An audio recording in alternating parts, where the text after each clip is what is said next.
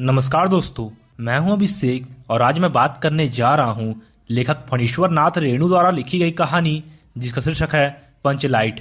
लेखक ने इस कहानी के माध्यम से ग्रामीण वातावरण का चित्रण करते हुए ग्रामवासियों के मनोवैज्ञानिक की वास्तविक झलक प्रस्तुत की है। तो चलिए दोस्तों, शुरू से इस कहानी को समझने की कोशिश करते हैं।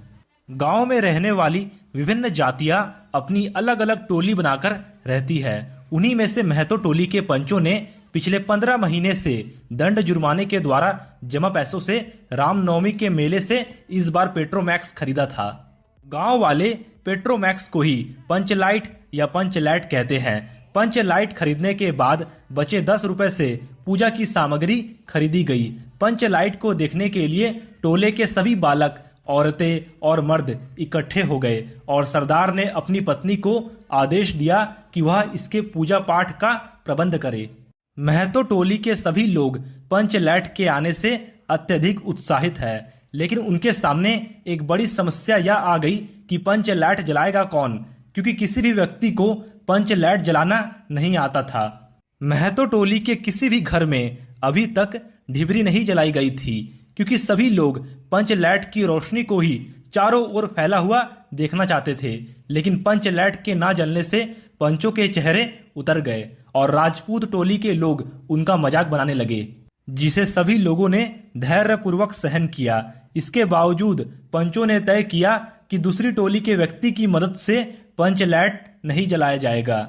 इधर गुलरी काकी की बेटी मुनरी गोधन से प्रेम करती थी और उसे पता था कि गोधन को पंचलैट जलाना आता है, लेकिन पंचायत ने गोधन का हुक्का पानी बंद कर रखा था। इसके बाद मुनरी ने अपनी सहेली कनेली को और कनेली ने यह सूचना सरदार तक पहुंचा दी कि गोधन को पंचलैट जलाना आता है। फिर सभी पंचों ने सोच विचार करके अंत में यह निर्णय लिया कि गोधन को बुलाकर उसी से पंचलैट जलवाया जाए।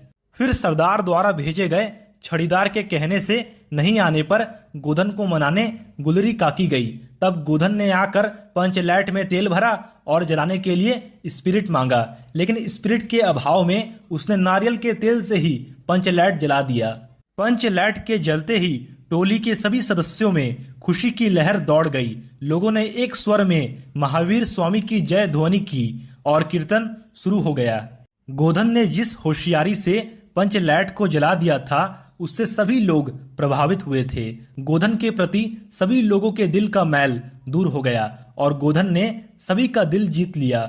इसके बाद मुनरी ने बड़ी हसरत भरी निगाहों से गोधन को देखा।